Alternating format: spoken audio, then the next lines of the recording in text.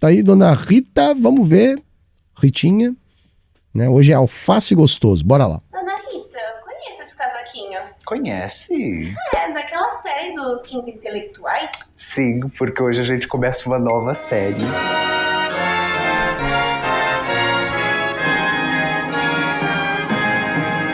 É sempre importante começar do começo. Por isso, aqui no Tempero, a gente está fazendo essa série, o ABC do socialismo. Eu não estou sozinha e a gente vai usar como base este livro aqui, também chamado O ABC do Socialismo, editado pela Jacobin Brasil e pela Autonomia Literária. Lá nos Estados Unidos, a organização dos vários ensaios que compõem esse livro é do Bhaskar Sunkara. Ai, se eu fosse um pouco mais nova... Rochelle, faz uma imagem aí. Ai, que saudade dessa. Mas voltando, aqui no Brasil, a organização e a edição são da Aline Klein e do Vitor Marques, que também podia me ligar. Mas devaneios românticos e poliamorosos à parte, a gente começa hoje com o vídeo 1 de abertura dessa série. O ABC do Socialismo vai tentar dar uma introdução para uma discussão que é a mais urgente do nosso tempo. Ou a gente se engaja em outro sistema de produzir e distribuir a riqueza, o trabalho e todos os bens materiais e imateriais que a gente produz, ou não vai ter século 22, moçada. Fogo! E assim, não quero soar alarmante, mas a Rosa Luxemburgo nunca esteve tão certa. É socialismo ou barbárie. É muito engraçado. Ritinha é maravilhosa, né? Eu tô aqui contemplando, mas é maravilhosa, né? Maravilhosa, enredo, atuação, dicção, iluminação, edição, tá de parabéns, né? Merece o sucesso que tem. Por isso que eu digo, os nossos que fazem sucesso, eu acho que ninguém faz tanto, que nem o Gui, né? Com a Ritinha. Precisam ter muito talento, muita qualidade. Muita qualidade. Quando a gente vê um dos nossos com esses números, você pode saber que é muito fora da curva, né? Você olha para todos os detalhes, são bem cuidados, né? Aí quanto que a gente vai ver os vídeos da direita que bombam, é só tosqueira. É só tosqueira, é tudo ruim, né? Tudo ruim, tudo de improviso, tudo mal feito, né? E no entanto, para que a gente consiga chegar perto, tem que ter essa qualidade aí, tipo o que o Tempero Drag tem, que é sempre fantástica, né? Pensar como a gente está sempre sendo rondada aqui no Ocidente por essa ameaça comunista. A galera da direita mal pode quebrar um país, destruir uma economia, acabar com o direito social, acesso à saúde, educação, casa, moradia, que logo eles começam a falar cuidado, porque se a esquerda vier para o poder, a gente vai ter o fantasma do comunismo. Esse discurso, moçada, é o mesmo discurso... É sempre assim, né, galera? Não é assim? Tipo, tá tudo uma merda, tá tudo uma bosta. O capitalismo devastando tudo. A vida das pessoas é uma desgraça, né? Aí vem as pessoas e dizem, mas olha, e o comunismo? Mas é o comunismo, olha, e a Venezuela? E a Argentina? E Cuba? É o comunismo, entendeu? É isso, é aquela coisa, o comunismo vai tomar essa casa, aí você fala isso pra pessoa que tá perdendo a casa pro banco, não é isso? É isso, galera, o capitalismo é isso. Curso de sempre, aqui no Brasil, pelo menos desde os anos 60, quando os milico deram a mão pros militares e deram um golpe no país, eles falam camarada. Isso volta e meia, tá? Que a gente tem uma ameaça comunista. Aliás, dá pra ir bem mais pra trás, né? O Vargas falava disso, mas enfim. Lá no Manifesto Comunista, o seu Carlinho e o seu Englinho começam falando que um espectro ronda a Europa. A mesma piada de aqui e de agora. É que toda vez que os poderosos precisam desse inimigo comum, desse terror moral, desse pânico moral, eles recorrem ao fantasma do comunismo, esse espírito que está à espreita. Mas se toda vez que um burguês safado fala da ameaça do comunismo, onde será que a gente, proletariado do bem, devia estar? Não sei se vocês lembram, né, do Bolsonaro falando que o Brasil ia virar uma Venezuela, né?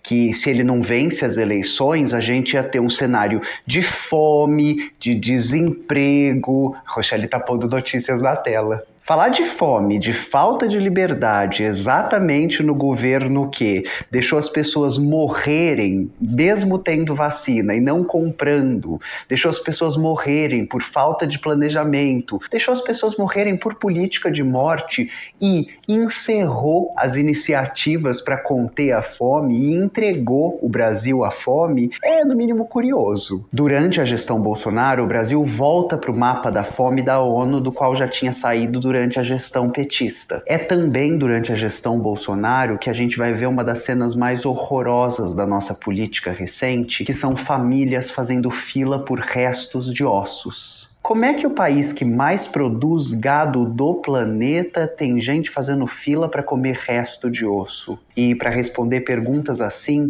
o socialismo aparece no horizonte como uma alternativa. Tem mais duas coisas que eu acho importante falar do saudão Bolsonaro. Mas é legal, né? Olha só, é legal esse enfoque que ela tá dando, que ajuda a reforçar algo que a gente sempre diz, né, gente? Que é o quê?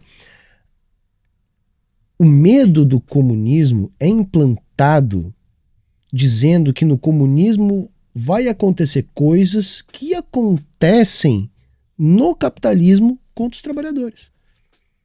Vejam como a ideologia é um bagulho assim, muito bem arquitetado. Faz geral da classe trabalhadora, que não é a culpada por esse processo, é vítima, tá? Que fique bem claro. Faz geral da classe trabalhadora fica com medo de que possa acontecer uma coisa, né, se eles tentarem algo diferente do capitalismo, que já acontece no capitalismo. Esse é um dos pontos, né, gente? A primeira delas é o número de pessoas em situação de rua. Só aqui no estado onde eu moro, São Paulo, a gente passa de 80 mil pessoas. Na cidade de São Paulo são mais de 52 mil. Quantos habitantes tem na sua cidade? Isso sem falar do encurtamento da expectativa de vida do trabalhador e da trabalhadora brasileira. Tá bom, meu anjo, você não me escutou errado. A gente teve um governo de extrema-direita que conseguiu reduzir a expectativa de vida de uma população em 4 anos. Eita resultado, né? A expectativa de vida do brasileiro vai de 76 para 72 anos de idade durante a gestão bolsonarista. E isso nos leva para a nossa próxima pergunta. Tá, mas gente, aí vocês vão desculpar. Mas será que isso aí não é impactado pelo um ponto fora da curva que foram as mortes da pandemia? Que, lógico, é culpa do Bolsonaro. Então a gente até pode fazer a discussão. Sim, mas de qualquer maneira foi produzida por ele. Mas enfim, não sei se esse estudo utilizou alguma faixa de corte em relação a isso, enfim, não sei. Né? O que é o socialismo? Olha, eu vou explicar, mas se você odiou o bolsonarismo, você vai amar o socialismo. Talvez o primeiro jeito de responder seja perguntar o que é capitalismo. E aí a gente vai começar a perceber que a resposta para essa pergunta não é assim tão simples. É um modelo econômico? É um modelo social? É um modelo político? É um modelo subjetivo de organização da individualidade? É um modelo cultural? É um modelo de organizar a população? É um ciclo econômico? É uma fase do desenvolvimento humano na Terra? E de certa forma é tudo isso, mas também não é. Na introdução, a Aline Klein e o Vitor Marx dizem o seguinte: o socialismo é um projeto da classe trabalhadora para a classe trabalhadora. O seu horizonte são os desejos da classe trabalhadora. Então, como será o socialismo no Brasil? Do jeito que a classe brasileira deseja que ele seja. A gente deve pensar o socialismo como uma luta e um movimento autônomo da imensa maioria, dos 99%, para a imensa maioria. Então, quais são os nossos desejos enquanto trabalhadores e trabalhadoras do Brasil? Onde a gente acha que falta? O que a gente acha que não tem? O que a gente acha que não devia ter? E toda vez que a gente começa a responder essas perguntas, a gente está pensando numa organização racional dos nossos processos de produzir e distribuir os produtos do nosso trabalho. Na página 11, a Aline e o Vitor dizem o seguinte: a organização racional racional do processo produtivo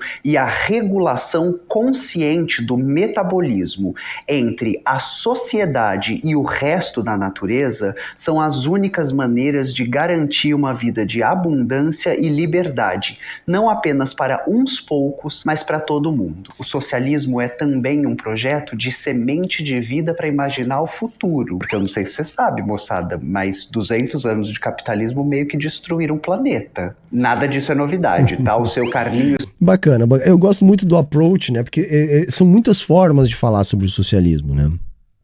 E por isso é uma das questões fantásticas, né, da gente compreender o mundo a partir da lente do materialismo histórico e dialético, que entende, né, a discussão do Marx, ela é uma discussão sobre uma totalidade, gente, tá? Sobre uma totalidade. Então não dá para você separar uma coisa da outra, né? Ele estudou o capitalismo, foi o grande objeto de estudo do Marx, e aí eu gosto muito daquilo que ele traz lá no Capital, no volume 1, que é quando ele apresenta as suas conclusões mais abstratas, né? E ele apresenta o capitalismo para a gente como uma generalização da forma mercadoria. O que significa a generalização da forma mercadoria? E por isso que Marx ele é muito criterioso, muito preciso, né? Primeiro a gente tem que entender o que é mercadoria. Mercadoria, assim, grosso modo, é aquilo que é produzido com a finalidade de ser vendido e não ser consumido. Tá? Então, quando você constrói algo, que você quer deste algo, não o seu valor de uso, e sim o seu valor de troca, né? Você está produzindo uma mercadoria. Veja, mercadorias são produzidas desde que, mais ou menos, existe propriedade privada. Então, a partir do momento que existe propriedade privada, existem condições para a existência de fabricação de mercadorias, que é a produção privada. E, em alguma medida, historicamente, isso é introduzido na nossa sociedade. Ou seja, as pessoas, em alguma medida, produzem para vender, né? Seja no modo de produção asiático, que é a servidão coletiva, seja no escravismo romano, seja no feudalismo, há uma parcela da produção produzida para vender. Então, a gente poderia dizer que isso é uma produção de mercadorias. Entretanto, o que difere, portanto, o mercado existente na Babilônia Antiga de uma sociedade capitalista? Sim, na Babilônia Antiga havia comércio, né? Então, mercadores iam para lá, trocavam produtos, já existia inclusive moeda, né? Mas por que aquilo não é capitalismo? Bom, porque o conjunto das relações sociais não era pautado pela lógica da mercadoria.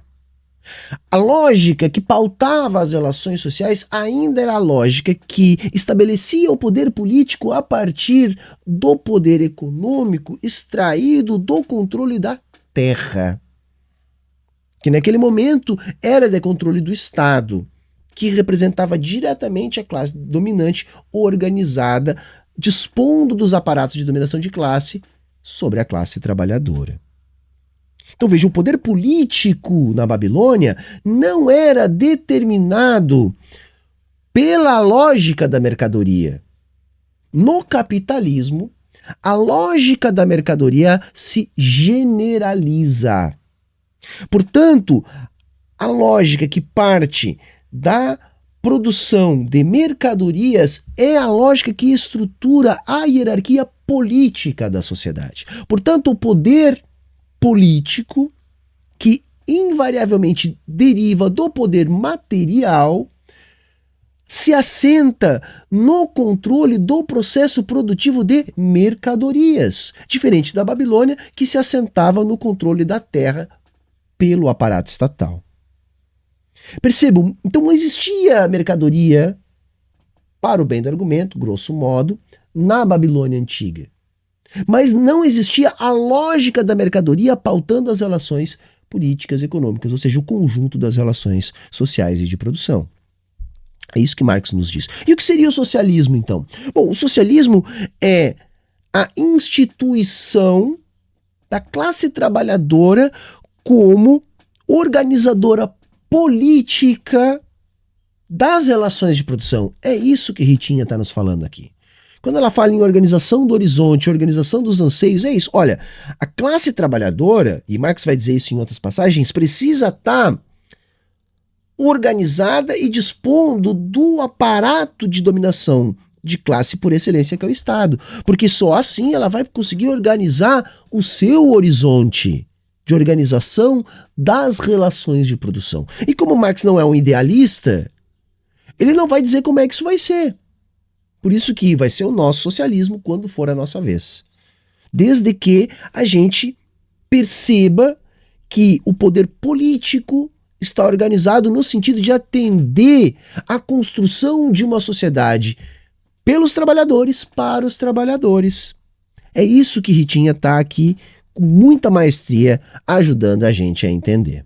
Englinho já falavam disso lá no Capital, o livro que o Marx escreve para que a gente compreenda esse momento da sociedade que a gente vive, a sociedade capitalista. Lá, seu Carlinho e seu Englinho falam sobre o metabolismo do sistema e o metabolismo da natureza, e que eles estão em desalinho. O capitalismo é um sistema de acumulação infinita num mundo de recursos finitos. É loucura pensar isso. Fim do mundo, bem que o povo da igreja fala. Mas esse sistema não pode existir. É através de um processo de repensar abundância, tempo livre, bem-estar, lazer, que a gente conseguiria chegar num sistema que não exaurisse o planeta. E aí, só pra contar pra vocês, meus anjos, a melhor coisa do capital, do capitalismo, é que ele começou. E se ele começou, ele acaba. O problema é que acabando, ele não pode levar todo mundo consigo, né? Então a gente tem que acabar com ele. A superação do capital é a abertura desse novo estágio onde a gente possa existir, ter tempo para tomar sol, acesso a lazer, desenvolver economia de cuidado uns dos outros. Só que, meus anjos e minhas anjas, seu Carlinho e seu Englinho na ideologia alemã falam... Só um adendo, é muito importante isso, gente, assim. O capitalismo toma todo o tempo da classe trabalhadora. Todo o tempo. O tempo que a gente não está reproduzindo capital para o capitalista, a gente está exaurido. Exaurido. Então vejam, isso implica em duas coisas. Primeiro, para que a gente tem que produzir tanto? Bom, porque a gente tem que atender a lógica do capital, que eu disse para vocês antes. É essa força, né, desse valor que se valoriza. Então é dinâmico e tem que crescer. Então ele cresce a partir da reprodução das mercadorias. Então é para isso. Olha, se não tem a lógica do capital, você perde essa necessidade de produzir tanto. Aí a produção vai ser orientada apenas pelas necessidades de consumo, que não são restritas apenas às funções biológicas. A gente tem que alimentar o estômago e o espírito, né? Como o Barba nos ensinou, né? Mas ainda assim são as necessidades. Hoje, a máquina produtiva que faz com que a gente trabalhe até ficar exaurido, ela não atende isso. Ela atende a um processo infinito de acumulação capitalista, né? Que faz alguns terem 200 bilhões de dólares, enquanto que a grande maioria não consegue juntar nada, né? E o outro ponto, gente, além de exaurir a gente produzindo algo que não é necessário, a gente não consegue pensar nada diferente dessa mesma lógica, a gente não consegue perceber outras necessidades que façam com que a gente adoeça. Então não tem essa economia do cuidado que Ritinha está nos falando aqui, porque não tem como ter. Não tem como prestar atenção em nada. Sabe? A gente está vendo uma sociedade cada vez mais doente, né? A grande doença do século XXI são as doenças de ordem psicológica, né? De distúrbios da pessoa em se adaptar a essa rotina que nos suga 100%. É lógico, não há cuidado com ninguém, não há cuidado com nada. Você depende de um nível de renda para conseguir ter algum cuidado. E mesmo estes ainda estão emparedados, né, por uma série de limitações impostas por essa lógica da mercadoria, da venda da força de trabalho, do acesso ao consumo via renda, né? Então a gente não consegue sequer pensar um mundo diferente porque não dá tempo. Muito menos ter cuidado uns com os outros. As ideias dominantes são as ideias da classe dominante. Tudo que a gente pensa, a gente é treinado e treinada para pensar devido à apropriação do sistema que os donos do sistema fazem. Então tem uma frase que a gente já fala muito aqui há muito tempo no canal, de que esse estágio do capitalismo, o capitalismo tardio, o neoliberalismo, é aquele no qual é mais fácil imaginar o fim do mundo do que o fim desse sistema econômico. Você não precisa de muito para saber que todas as nossas últimas produções de blockbuster, né? E aí você pode ir desde o The Walking Dead até o The Last of Us. Um beijo, Pedro Pascal. O que acontece, moçada? O mundo acaba. Então as nossas imaginações estão, de alguma forma, condicionadas a pensar: não tem como mudar o sistema, acabou. É só isso. Não tem mais jeito. Acabou. Boa sorte. Só que se você tem desejo de imaginar outro futuro, a gente precisa do seu braço, do seu cérebro, da sua perna, do seu abraço e da sua voz nessa luta com a gente. A luta pela superação de um sistema de exploração e de economia. Mas dona Rita, não é utópico imaginar que esse sistema um dia... Meu anjo, minha anja, você acha que os camponeses surgidos do feudalismo imaginavam que o feudalismo ia acabar? Meus anjos e minhas anjas, vocês acham que os romanos fudidos, os escravizados em Roma, achavam que o Império Romano ia cair? Só que agora, com algum acúmulo histórico, a gente sabe que todo sistema tem um fim. Só que isso aí, gente, é a grande pedrada. Todos os modos de produção, tá, tiveram os seus processos de início, meio e fim. Seu processo de estabelecimento a partir de um processo de transição, seu processo de desenvolvimento, de aprofundamento, o seu auge, suas crises, seu declínio, sua decomposição e transformação num novo modo de produção. E para além desta informação, nós temos outra informação que eu também acho muito relevante. A cada novo modo de produção dominante, o intervalo de tempo de todo este processo é menor. Então, se a gente olha para o coletivismo primitivo, nós temos aí dezenas de milhares de anos, né? Dezenas e mais dezenas. Aí quando a gente olha para a servidão coletiva, nós já temos alguns milhares de anos. Aí quando a gente olha para o escravismo greco-romano, nós já temos talvez um pouco mais de 1000 anos, 2000 anos, uma coisa assim. Quando a gente olha para o feudalismo, 1000 anos, talvez um pouco mais, talvez um pouco menos. Quanto tempo tem o capitalismo? Quanto tempo tem o capitalismo? Se a gente descontar o período mercantilista, de um pré-capitalismo, que nós vamos ter ali as explosões das contradições das relações feudais de produção e estabelecimento do capitalismo como modo de produção dominante, nós descontarmos esse período aí, o capitalismo tem o quê? 300 anos, gente? 200, 300 anos? E já está neste nível de degradação do meio ambiente e nesse nível de degradação política. Com a ascensão do fascismo, que é a válvula de escape da ideologia capitalista, acontecendo de novo. Nós já tivemos um holocausto, nós já tivemos uma sequência de guerras, né, quase que sem limite. Imagina essa realidade colocada com o nível de tecnologia bélica que a gente tem hoje, de novo, diante de um avanço da extrema-direita. Vocês não pensem, gente, tá? Que 1939 começou em 1935. Não, a coisa veio se arrastando muito de antes. Se agrava a partir de 29, com a crise do capitalismo, mas vamos lembrar que todos os elementos que fizeram as forças políticas ultra-reacionárias que vão produzir a Segunda Guerra, elas são produtos de choques imperialistas que produziram a Primeira Guerra. Ou seja, o processo que foi gestado, que eclodiu em 39, começou na virada. Até antes, um pouco da virada para o século XX.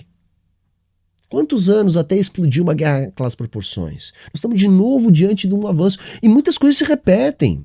Quando a gente vai ensinar a história para os aluninhos lá, a gente fala da política de agressão e apaziguamento, né?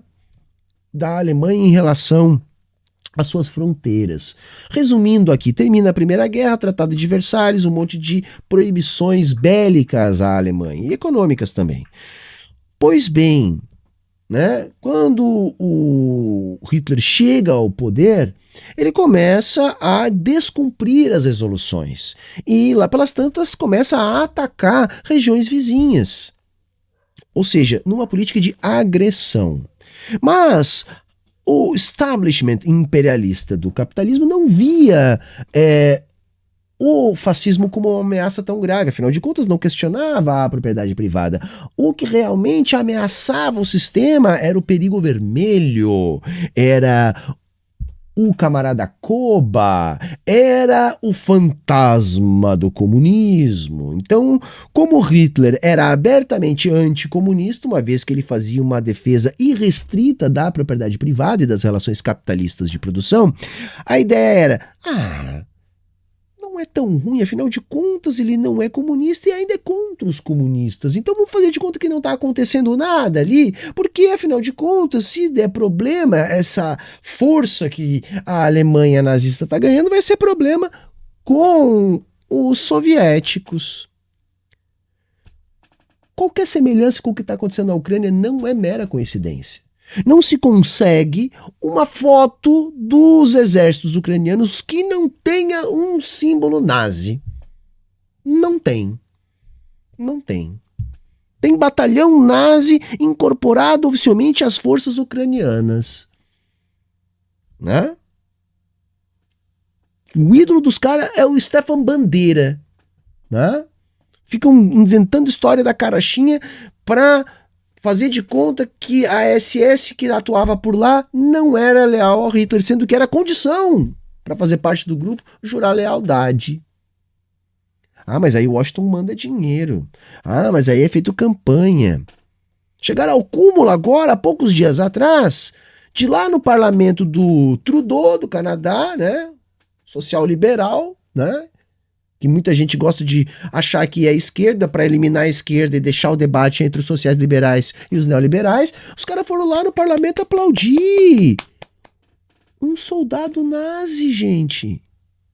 Ou seja, é a mesma coisa, é o mesmo filme. É isso, é o mesmo filme, não vai dar problema não. Eles são nazi. Mas assim, o problema dele é com os russos. O problema deles é com os russos. E aí estão criando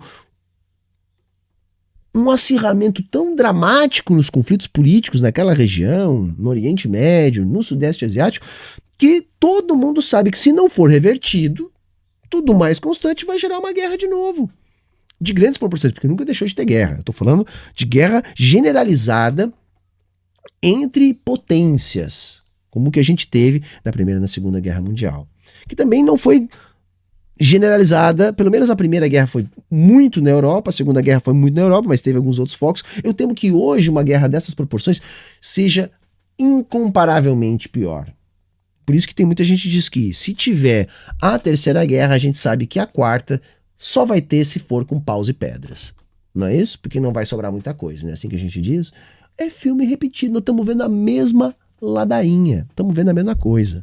Ótima notícia. Conforme a gente está vendo esse sistema chegar ao fim, mas parece não haver um novo para a gente colocar no lugar, sintomas mórbidos tomam conta do cenário. Essas palavras são do Gramsci, né? O velho tá morrendo, o novo não tá pronto para nascer, e aí sintomas mórbidos tomam conta de tudo. Na nossa época, a contradição entre o impulso capitalista à acumulação sempre ampliada e os limites naturais do planeta nos empurra inexoravelmente a uma tragédia anunciada, a emergência climática e a catástrofe ecológica. A produção, regulada pelo lucro e não pelas necessidades humanas, nos deixa de presente uma calamidade que se abaterá sobre toda a humanidade. A questão de mudar o sistema não é só porque a gente o detesta, mas é porque não vai ter como pensar humanidade. É isso que eu digo, galera, assim, a nossa luta não é moral. A gente até pode fazer uma luta moral. Uns vão falar, eu acho que não tem problema, vai da retórica, vai, enfim, da estratégia de comunicação, mas essencialmente a nossa pauta não é moral, gente. Sabe? Você até pode achar o capitalista feio, o capitalista malvadão. Talvez ele até seja. A questão não é essa. A questão é que isso é suicídio. É isso. Nós estamos indo pro precipício, estamos caminhando e estamos dizendo, vem que tá bom, vem que é isso aí mesmo, a saída é pra lá, e estamos indo. É isso. Eu acredito que sim. Sim. Eu acho que a burguesia acha que vai demorar, e essa demora vai ser suficiente para eles conseguirem pegar um foguete e picar a mula daqui. Ou se não picar a mula daqui, conseguir criar ilhas aqui que ainda sejam habitáveis. E o resto, ó, que se exploda. Não vai dar certo, isso não é possível também. Não é possível também, porque o próprio capitalismo não funcionaria assim. Eles precisariam inventar alguma coisa depois, tá? Mas na cabeça da galera que tá tocando essa locomotiva, na pior das hipóteses vai ser isso. Que, como eu disse, é impossível, não vai rolar. Se esse sistema prevalecer. Bom, já não tá tendo como, né? Se você olha para a história dos colonizados, para a história do continente africano, para a história do leste asiático, para a história das Américas, você sabe, o capital é a história de sangue, suor e lágrima. E aí a gente chega ao estágio atual, né? Falei um pouquinho sobre ele. Esse estágio do capital, a financiarização de tudo, o capitalismo tardio, o capitalismo neoliberal, é esse momento no qual parece não haver alternativa. E o Estado, que a gente conhecia como uma instância de luta, volta a ser, nas palavras do Marx, o balcão de negócios da burguesia. Esse estágio esvazia. Tem uma outra coisa importante, é legal ela falando assim, ó.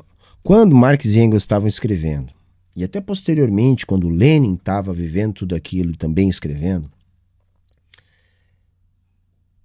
essa noção que naturaliza o capitalismo, ela não estava tão enraizada. Veja, no tempo de Adam Smith, a gente tinha um momento de estabelecimento da lógica capitalista a nível global. Né? Pelo menos dos grandes fluxos de mercadorias, de ideias nascidas e orquestradas a partir da visão ocidental, para delimitar bem aqui. Havia um certo otimismo, no sentido de que aquela lógica de produção, ela era tipo mágica, pessoas desconhecidas, uma produzindo para outra, a partir de uma lógica de mercado. Aquilo, inclusive, seduziu, né, boa parte dos teóricos liberais que vão produzir as revoluções burguesas naquele momento onde a classe burguesa era revolucionária, pois sobre ela estavam assentadas as contradições, os antagonismos de classe, na crise do antigo regime. Quando Marx e Engels está escrevendo, e até mesmo posteriormente Lenin, isso já tinha passado e o que tinha ficado era a pauperização dos trabalhadores. Então se via aquele modo de produção não mais de maneira otimista, porque aquilo que foi prometido não chegou. E ficava muito flagrante a limitação da capacidade daquele modo de produção de melhorar para além daquilo ali a vida do trabalhador, que quanto mais trabalhava, mais pobre ficava. Hoje nós temos uma outra situação, porque nós tivemos uma primeira onda de revoluções produto dessa dinâmica e desse período histórico, que precisou avançar correta, camarada, muito, mas que enfrentou muitas contradições, muitas idas e vindas, e que resistiu, produziu, mas não conseguiu avançar para além, para completar o ciclo revolucionário e estabelecer uma nova lógica política a partir de uma ideia socialista. E aí nós vamos ter um momento de inflexão onde vem esse papo do fim da história, esse papo de naturalização do capitalismo ganhar força. Nós vamos ter vários ideólogos disso. Por isso que a gente vê, por exemplo, anarcocapitalistas naturalizando o capitalismo, dizendo que sempre existiu, porque ele é um natural, onde existe uma troca entre indivíduos a capital, resumindo o capitalismo a mercado, a uma troca comercial. Claro que os anarcocapitalistas eles são um pouco esquizofrênicos, e aí então eles vão fazer um capitalismo de Schrödinger, né? Quando é conveniente para eles, eles dizem que sempre existiu, né? Quando é conveniente, eles dizem que nunca existiu, que o que existe hoje é corporativismo, que o capitalismo é o futuro, porque não pode haver Estado. Mas isso é uma outra discussão. Mas por que se faz essa naturalização? Porque é isso. A nossa geração está tão imbuída nisso. E como já houve o início do processo revolucionário, porque eu classifico a onda revolucionária do século XX Não como uma onda que perdeu, mas o início de um processo que precisou, e hoje a gente pode falar isso a partir do critério da verdade, que é a prática, de mais tempo de desenvolvimento das forças produtivas no capitalismo, como nos adiantou Marx, a partir da sua concepção, daquilo que ele conseguiu enxergar. Mas aquilo não se finda. Por quê? Porque não houve o fim da história. Aquilo pode ter parecido o fim da história a partir de uma ótica da ideologia que nos vendeu isso. Mas, na verdade, era apenas mais uma página da história, porque a história que Marx está falando, que é a história da luta de classes, né? Ela não terminou. E nem pode terminar enquanto a gente não superar o capitalismo. Percebem? Além dos nossos sonhos, possibilidades de pensar futuro, desejo de viver, eles vaziam. Então é isso, tá? Não sei se eu consegui fechar bem o raciocínio, mas é isso. Hoje, tá? Esse fim do capitalismo, ele parece mais distante do que na época de Marx. Embora a gente tenha elementos concretos, materiais, para dizer que ele está mais próximo. São sinais vindos do próprio capitalismo. O capitalismo tinha muito a se desenvolver naquela época ainda. Hoje ele não tem mais muito que se desenvolver, porque ele já não está mais criando nenhuma inovação há pelo menos 40 anos, tá? Talvez mais. Tá? No entanto, isso não quer dizer que ele está mais forte. Não, a ideologia está mais enraizada, está mais distante um momento de transformação. Parece mais absurdo transformar relações de produção que vão organizar novas relações políticas. Também a ideia de democracia, né? Um governo para o povo do povo, um governo para... Não existe democracia quando algumas pessoas controlam tudo que existe. E eu encerro o primeiro vídeo da série lendo um parágrafo. É esse o mundo no qual você quer viver? Um planeta em chamas, com eventos climáticos extremos e cada vez mais frequentes? Ilhas de luxo privadas em meio a oceanos de pobreza? Magnatas carregando a política no bolso enquanto o fascismo ganha força explorando a ansiedade, o desespero e o niilismo gerados pelo próprio sistema capitalista? Porque é isso, né? O Elon Musk, na hora de controlar o Twitter, não consegue. É impossível parar o nazismo, a pedofilia, o discurso de ódio. Mas na hora de parar o debate sobre a PL, que vai restringir o poder dele, ele magicamente consegue. Será que não somos capazes de fazer algo muito melhor juntos e juntas? O vídeo número 1 dessa série, que é bem curtinho, todos vão ser, pretende te deixar com uma pulguinha atrás da orelha. E essa pulguinha é que a gente possa pensar, todo poder humano pode ser resistido e alterado por seres humanos. Não tô dando ideia, mas se a gente se junta, não tem como parar 99% da população. Beijo. Muito bom, né? Tchau. Muito bom, muito bom, muito bom. Ritinha é simplesmente maravilhosa, hein? Bacana o Alface, hein? Ela deu a linha, eu consegui falar bastante coisa. Porra, que delícia, né? É maravilhosa, sensacional, né? Ritinha, sou fã, é isso mesmo. Foi bom, né? Depois de ter passado tanta raiva, né? Que a gente sempre passa aqui, consumir um alface desse. Então, quem gostou, curte, compartilha.